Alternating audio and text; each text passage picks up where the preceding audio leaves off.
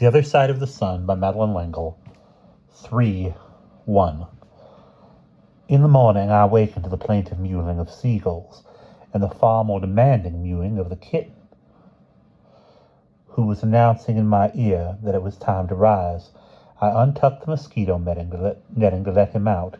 In the daylight I could see that in several places the netting was meticulously darned. And small wonder, I remarked to the kitten, with claws like yours around. The kitten looked at me with enigmatic oriental eyes. You won't catch me without shoes today, I promised it. Even if my feet burn right off. Where do you suppose my shoes are, Kitty? I must go look for them right after breakfast. Where's my husband this morning, Minu? In darkest Africa? I wish he were here in darkest Illyria.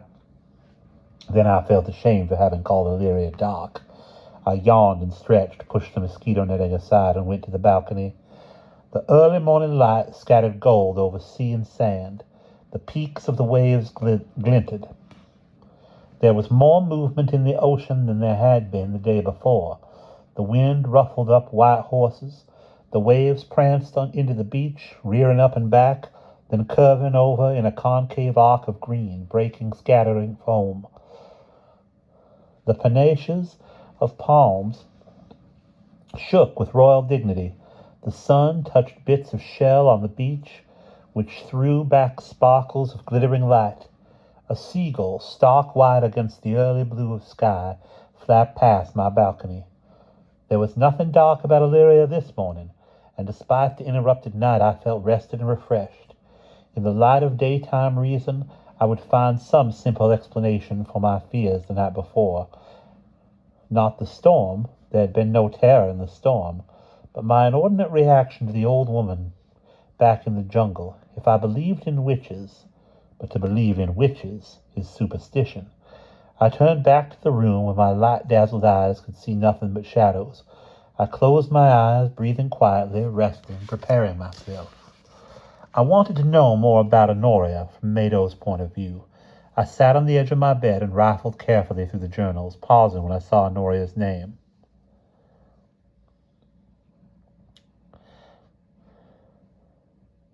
I have been innocent where Honoria is concerned, I read. And this is inexcusable. Innocence has no place in this evil world.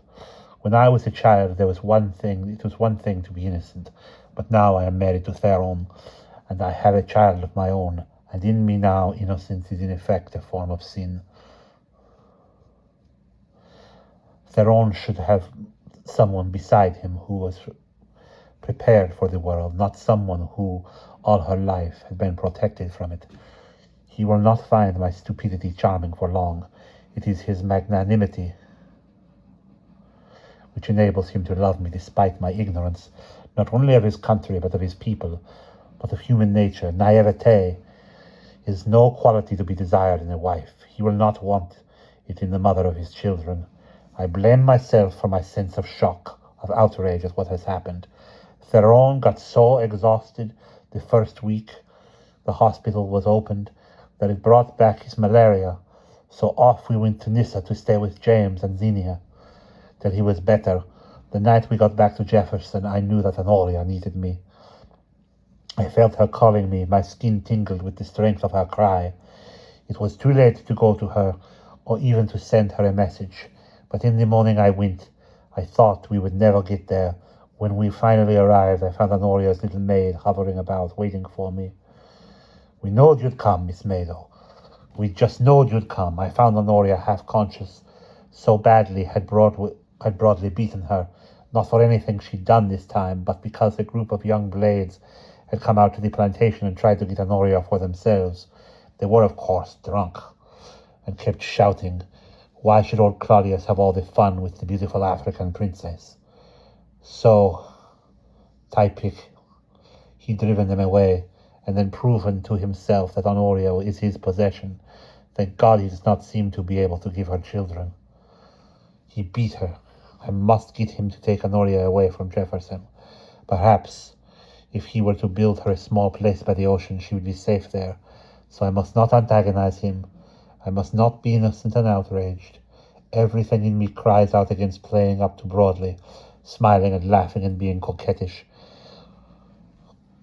But is this not what I must do? There is no longer any role for the innocent in this world. I closed my eyes against Maida and Honoria's pain. Was I too unpardonably innocent? Ron had accused me of being so. If I were innocent, was I then without a role to play in Illyria? I did not understand what Mado meant by this. I turned the pages of the journal until again I saw Honoria's name. The trip up river was woefully hot, Mado wrote. And then there was the drive past the slave quarters to the plantation. I sensed a strange quiet as we started up the wide road between the live oaks, and then I heard a long, drawn-out animal scream. The coachman turned around in his seat and gave me a level look, but said nothing. I had automatically put my hands in my mouth as though to stifle a scream of my own. The scream came again, ending up with a horrible, frothy, bubbly sound, as though it were coming over blood. Probably it was. Everybody knows that Broadly beats his slaves, and nobody does anything. Honoria sees to it that the slaves get proper food. Broadly used to starve them as well as beat them. If she tried to stop the beating, then she too gets beaten for her pains. I pray that Broadly will get Illyria built before he beats her to death. Why couldn't he have been satisfied with a simple cottage? But no, he must have this mad, magnificent monstrosity. I let the journal drop onto my crumpled sheet. I felt sick. What kind of an insulated, non-existent world had I grown up in? Why hadn't my father taught me about the real world? No, that's not fair. It is an enormous ocean that lies between Oxford and this strange jungle which must become my home. Mado, too, had known nothing about slaves when she first came to Illyria, except those in history books, those of the ancient world, a world which need not touch us today. Did anybody question the right to own slaves in Greece or Rome? Not Plato, not Aristotle. Was slaves beaten in ancient Greece? Probably. In any case, one does not have to be a slave to be beaten. I remembered my own sense of outrage when Cousin Octavian's groom beat a stable boy for no reason. Had I felt then rushing to the defense of that scrawny, sniveling child the way Mado felt about Claudius Broadly? My God, Mado wrote. How can your world be so beautiful and so terrible? Why do we betray and destroy your creation? And then, a few pages later, today before lunch, Honoria offered to run the cards for me. I asked her how she had learned such a thing. She told me that on the ship, on the long voyage to the States, Honoria had a small cabin for herself and her maid, but she could hear the cries and groans of the slaves in the belly of the ship. She knew that many of them were dying. She made friends with an old sailor with a gold ring in his nose and tattoos all over his body, and got him to send extra bread and water down to them, and old gunny sacks to use as blankets. It was stifling hot by day, freezing cold by night. The old man had a pack of cards, and he must have sensed Honoria's powers, because he taught her how to use them. Honoria did not understand why I got so upset, why I refused so violently to let her ask the cards about my future. Neither did I, though I am quite convinced that my guardian angel would disapprove most strongly of anybody, even somebody like Honoria, trying to manipulate the future. Isn't that what running the cards really is? It's more than just asking. The Greeks call it hubris, and it leads to disaster. I did not want to think about running cards or fortune tellers. I put the journals carefully back on my bed table and dressed in the fashionable but cumbersome bathing outfit, which was part of my trousseau: bloomers, skirts, stockings, shoes, buttons, and more buttons. It hardly made swimming easy, and certainly seems laughable now, but I was very proud of it then, and I felt wholly fascinating in it. I descended the stairs, hearing soft clinking sounds from the kitchen, and sniffing the fragrance of coffee as I walked softly through the empty living room. A shaft of sunlight struck the portrait of the two young musicians. I turned to look at another portrait of a young man standing near a winter tree, holding a book in his hands. He had dark hair and eyes, and so he completely surprised me by reminding me painfully of my husband. Up early, Miss Stella. That's nice. Going for a swim? You'll enjoy that. I turned to smile at Clive. In a rusty black alpaca jacket, an apron tied about his waist, polishing a crystal decanter. He pointed to the portrait. "That's Miss Meadows' father. Favours Mr. Terry, don't it? And all Mr. Terry's so fair. Mr. Hoadley's crazy mad to get it away from the beach. Also the picture of Miss Meadow, painted by Mr. Jean-Dominique Augustine Ingres." How lovely, how gentle the names as he said them. "Which come with Miss Meadow all the way across the ocean. You seen it?" "No, where is it, Clive?" "In the library. Maybe this morning you wants to wander round and look at things." "Yes, that's exactly what I want to do." "It looks exactly like Miss Meadow, that picture. Even when she grew to be an old lady, she still had that look, expecting, like watching a sunrise. Mr. Hoadley says the sea wind crack and kill the paint and the canvas. He want to take all the portraits away. Miss Olivia and Miss Des say it no better in town. Wind from the river come just as dark as wind from the sea. Miss Olivia clean the portraits every autumn and spring, the way Miss Meadow show her. Miss Meadow left the portraits to Miss Livy and Miss Des, and then they is to go to you and Mr. Terry. I looked at the portraits with a difference. The unexpected fact that they would one day belong to Terry and me, that we would look at them all the days of our lives, pulled me in closer to Illyria, made me more indubitably Mrs. Theron Rainier. Clive gave me his quiet smile. "You go on in the water, Miss Stella. Miss Livia and Miss Des just gone, and they was hoping you'd be along." The sun had not yet warmed the ramp from the drench of the storm, and the wood was cool through the thin soles of my bathing slippers. The dark leaves of the jungly undergrowth, stunted myrtles, palmettos, scrub oak, were clean and shiny. A dragonfly, a startling shimmer of blue, brushed by me. The sand at the foot of the ramp was firm and wet from the rain, and I hurried across the beach and into the shallow waves where the great aunts were waiting. They greeted me affectionately. Aunt Olivia made no mention of the night before, so neither did I.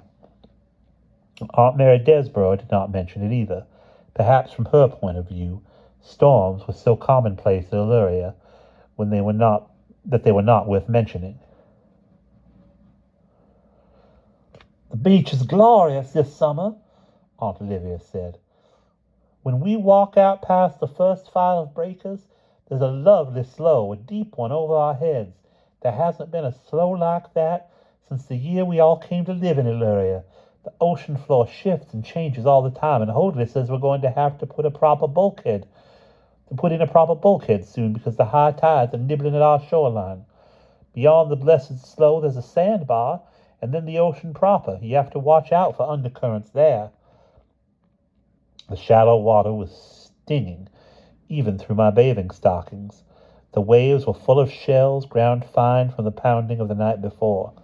Then the sand sloped abruptly, and I slid into cool, deep water, so that my searching feet found no bottom. This, then, was the slough.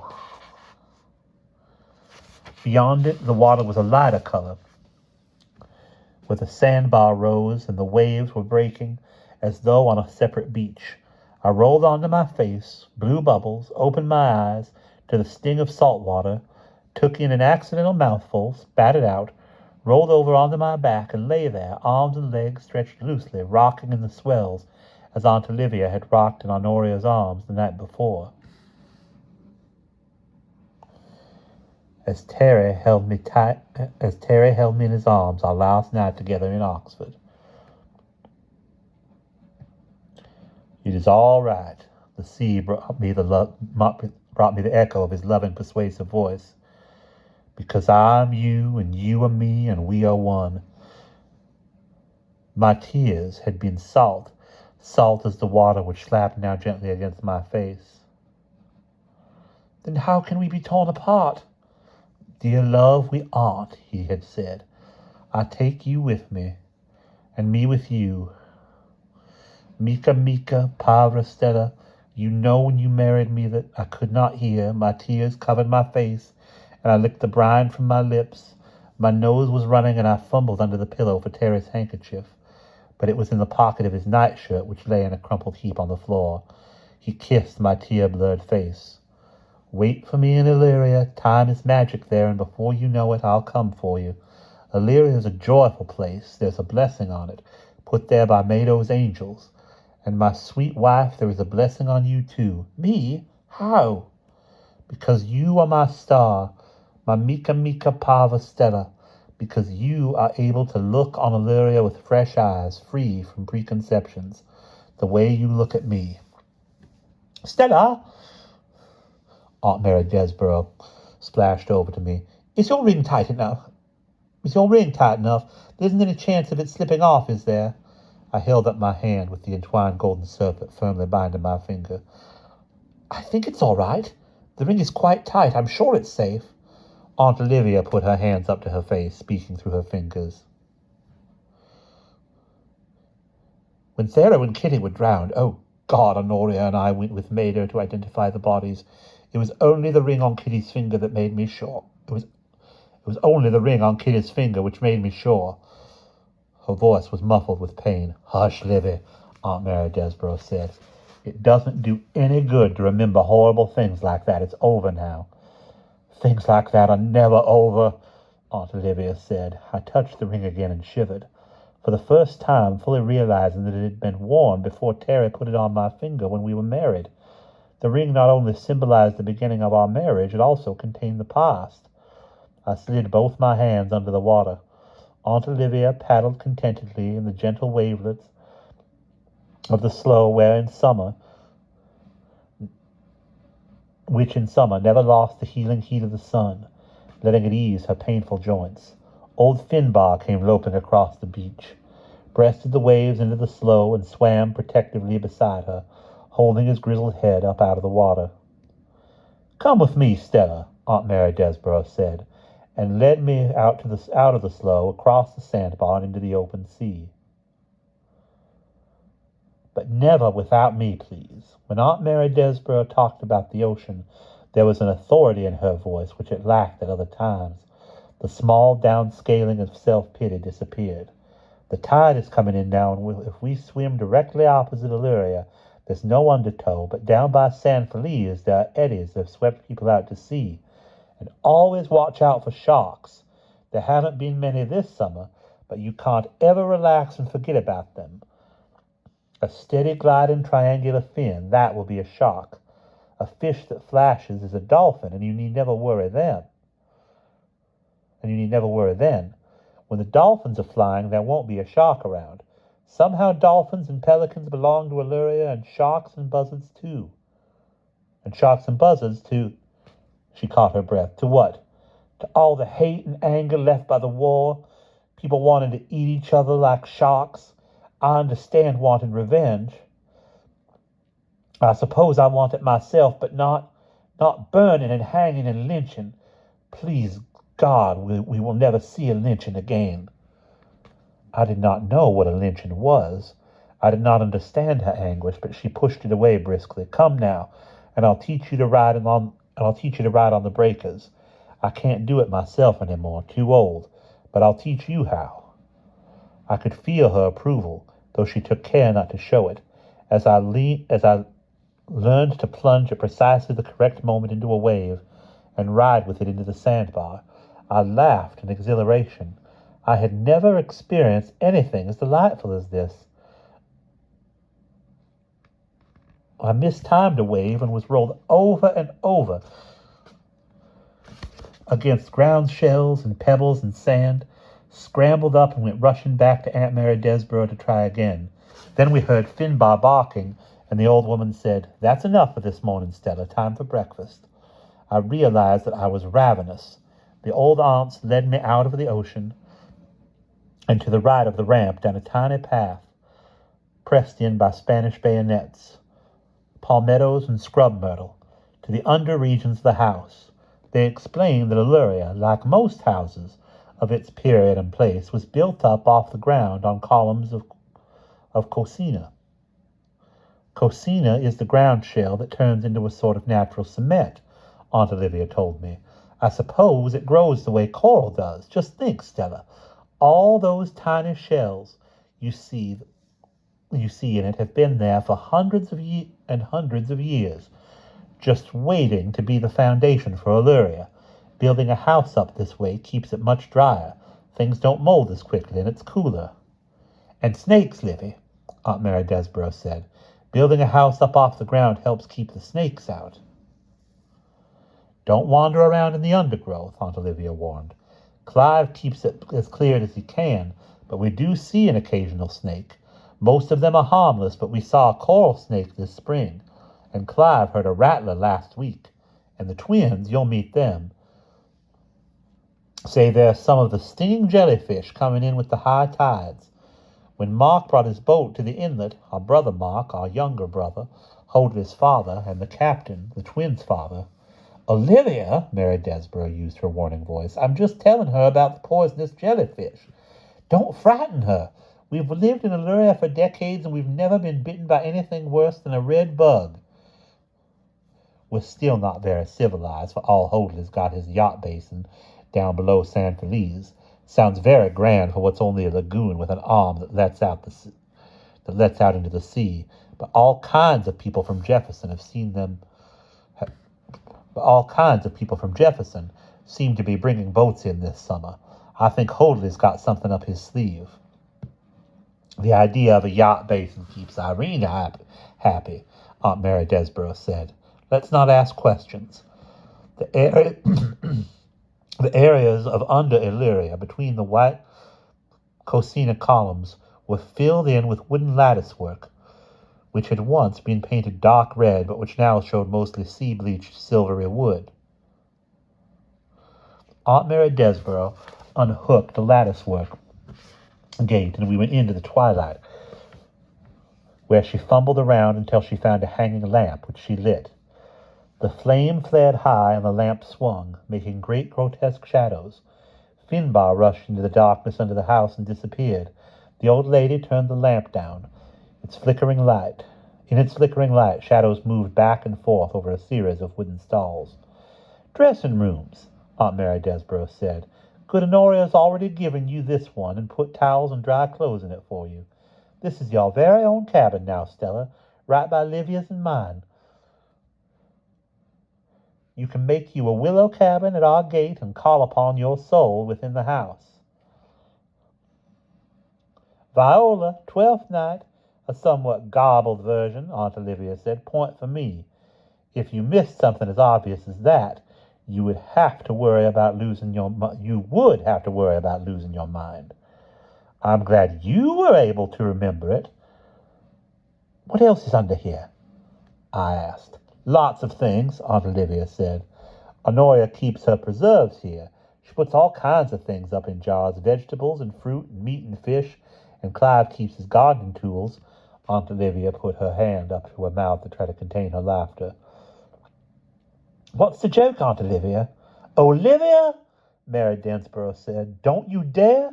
But, Des, it was so funny. Clive heard somewhere that urine is good to use as fertilizer on certain kinds of plants in the spring, so he began to save his and Honoria's empty preserving jars, and Irene, Olivia! At that moment, Finbar came yelping out of the shadows and pressed, quivering, against Aunt Olivia, who bent down to fondle him. Were you hunting, Finny, and did it scare you? Finbar whined, leaning all his bony weight against the old lady. Come on, old Finny, you're all sandy. You can get under the pump with me. Olivia, that's not decent. Egad, you have a filthy mind at your age. Come, Finbar. Lowering at each other, forgetting me, the great aunts disappeared into two stalls where pumps raised up on wooden standards met primitive showers. Aunt Olivia, recalling first, peered over the wooden barrier. We won't be long, Stella, and I'm sure you dress more quickly than we do. The smell of sulphur was strong. Aunt Olivia called, when you want to wash your hair, Honoria has a pump on the back veranda with rainwater, she began to sing. Dead man's hair and dead man's bones have no care for sticks and stones. Buzzards pick our sockets bare. Dead men never need to care. Olivia, stop that awful song. Dead men make no never mind, eat no cake nor melon rind, sing no songs, feel no ache, have no heavy heart to break. Aunt Olivia's normal speaking voice was clear and precise despite its gentle southern rhythm, but now she was singing with a nasal drawl more marked than Aunt Irene's. Olivia, stop it! Don't you throw water at me, you'll get my hair wet. Then stop it, you know I hate that song. Scares you, doesn't it? Be quiet. Timor mortis conturbit te. Et tu, Olivia? They had been shouting over the sound of splashing water. Now they stopped and came out, not even seeing me. I went into the stall Aunt Olivia had used and began to pump sulphur water over myself, wondering why it was preferable to leaving on salt water. There was silence under Illyria except for the sound of splashing. I didn't stay under the pump long. It was going to take time before I was used to the smell, and I didn't feel washed. I dressed quickly and was ready before the old ladies. So I went out into the morning sunshine to wait for them, blinking in the brightness. Despite the flickering lamp, it had been dark as Hades under Illyria. By the time we got to the dining room, I was starved. Clive seated the old ladies and asked me, "Coffee or tea, Miss Stella?" Coffee this morning, please." Terry converted me. On the sideboard was a pitcher of orange juice, moisture from the cool liquid condensing in delicate drops. There were covered silver dishes of bacon and eggs, hominy, which I had never tasted before. I had tried unsuccessfully in Oxford to find its equivalent to please Terry. Fried green tomatoes. I helped myself liberally. Finbar whined and scratched the screen door, and Clive let him in.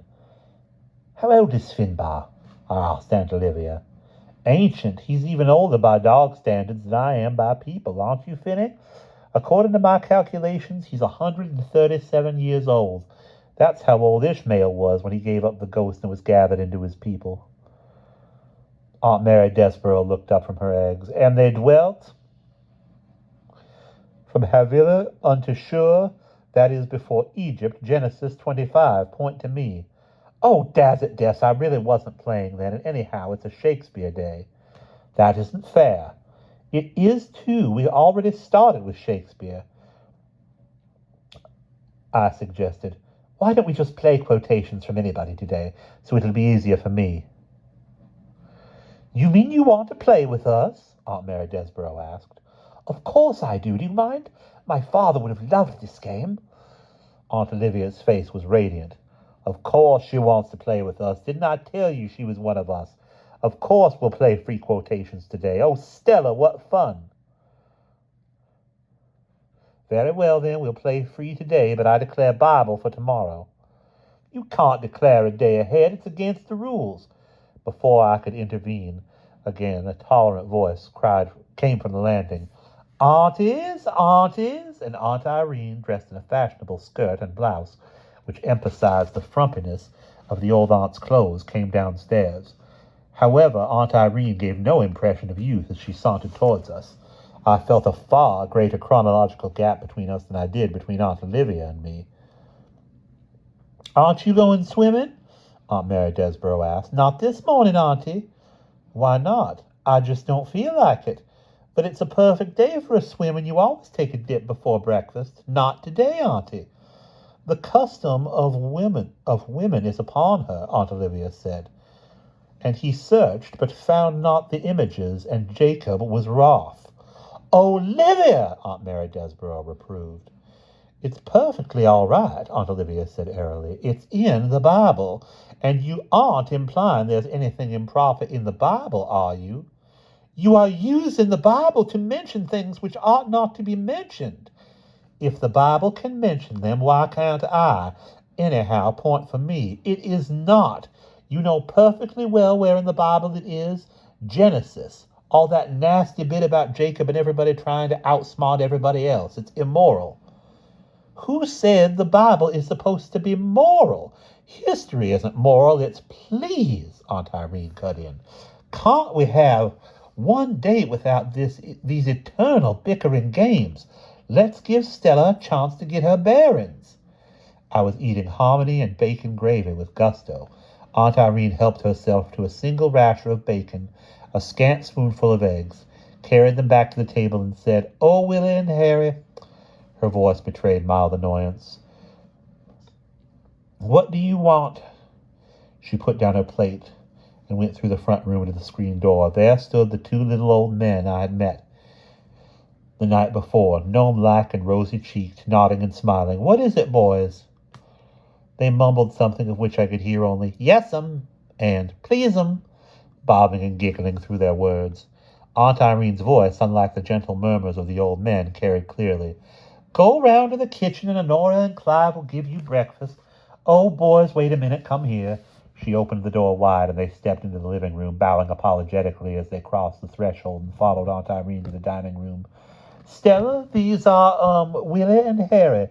Boys, this is the new Mrs. Theron Rainier. Now, boys, let's show her something. What is, say 1,492 times 733? Willie and Harry looked ecstatically at the ceiling as though they were reading the answer. Then, almost in unison, Harry, a fraction of a beat behind Willie, they chorused, 1,093,636. "Good boys, at least I suppose it's right. Isn't that cute, Stella, hon?" She beamed. "Run round to the back now and get some breakfast, and if you behave nicely, Honoria might give you something to take home." The white-haired gnomes bobbed and smiled and nodded, peering at me with their bright little eyes. I felt that they were memorizing me and corroborating for themselves the final, unalterable judgment they had made the night before. Aunt Irene clapped her hands. "Willie, Harry," they scuttled off. "Honestly, Stella, it's amazing the way those idiots can do almost anything with numbers, as long as it's complicated, but they can't make change to buy an egg." Aunt Olivia said, "I wish you wouldn't call Willie and Harry idiots." "They are idiots." Aunt Irene sat down at her place, lifted her coffee cup to her lips, and set it down in distaste. She rang a small silver handbell. "Of course, they're quite harmless." She spoke with the same casualness with which she had referred to the great aunts as senile. "People think the twins ought to be put away, but as long as they don't cause any trouble, Holdley doesn't see any reason they shouldn't go on living in their little cottage. We certainly couldn't have them here, but I suppose we have to be responsible for them simply because their father worked for the family. Maida was like a mother to them, frankly. I think she overdid it, and they thought she really was their mother. Of course, nobody expected them to live this long. Idiots usually die young." "Ma'am." Clive stood in the kitchen doorway. Clive, Willie and Harry are here and want food, and my coffee's cold. Please take it away and bring me a fresh cup and saucer. And Clive." "Ma'am." "Did my paper come?" "Yes, and Miss Irene, I'll fetch it." He took her cup and returned to the kitchen. "Willie and Harry must be pushing 60. They'd know 'tis a minute, of course. When we were little, Holdley's father had a lovely yacht, and Willie and Harry's father was captain. Of course, he was only a cracker from back in the scrub, but he was a good sailor, and Holdley's father insisted on calling him captain, giving him biggity ideas. In the summer, Cousin Mark used to come down from Charleston and anchor in the inlet where the yacht basin is now." "We've already told her," Aunt Mary Desborough said. "Of course, Auntie. I should have realized you would. Anyhow, Stella, we young people used to have glorious houseboat parties. They were all the rage, and an invitation to Cousin Mark's yacht meant that you'd really been accepted. He was Cousin Mark to me, that is. Holdley and I are cousins of a sort, third cousins, twice removed, I think it is. I had to have it all figured out for the Huguenot Society and the colonial dames. Even after we all grew up, the twins used to spend hours playing ball or catching butterflies on the beach, just like children. But they were good clammers and fishermen, and they used to wash the decks and help with the painting. So Cousin Mark encouraged them. Oh, thank you, Clive. Willie and Harry not bothering you?" "No." He laid a folded paper by Aunt Irene, then went to the sideboard to pour her fresh coffee. Aunt Irene opened the paper, turned to an inside page, and read quickly, eagerly, "Oh, dear, The stars are bad for Capricorn this month. No wonder I woke up with a headache. I get this paper from Atlanta. It's only a few days late, and they do the stars for the whole month. The Jefferson paper here yet, Clive? Not yet, Miss Irene. Takes almost as long for the paper to get to San Felice from Jefferson as it does my paper from Atlanta. Oh, well, the news is all bad anyhow. When I'm at the beach, I think I'm due a little piece. All I really want to see the Jefferson paper for is the obituaries, anyhow. Seems to me everybody I know is dead or dying. Still eating, my dears? It was Uncle Hoadley. Where have you been, Hoadley? Aunt Irene demanded. You're late. There was some work I had to do before breakfast. I wish I could leave problems in town for the weekend, but they follow me here. You bring them, Aunt Mary Desborough said, and you shouldn't. Can you leave all the shooting and looting and hate behind you for a few days? They say old Judge Larkin, not one of our Larkins, of course, he was from Texas, was shot last week in front of the courthouse. Oh, Hoadley, it isn't safe anywhere anymore. Creation groans, Uncle Hoadley said, smiling tiredly. It's like the fall of the Roman Empire, Hoadley. You look so exhausted. Can't you get some rest? That's why I'm here, Auntie. Honoria's cooking and your loving are an ever-present help in time of trouble. Remember one thing, Hoadley, Aunt Olivia said. You can't stop the Roman Empire from falling all by yourself. I'm really not trying to, Auntie. I think, Hoadley, the trouble is that you are. And that is the end of the first chapter.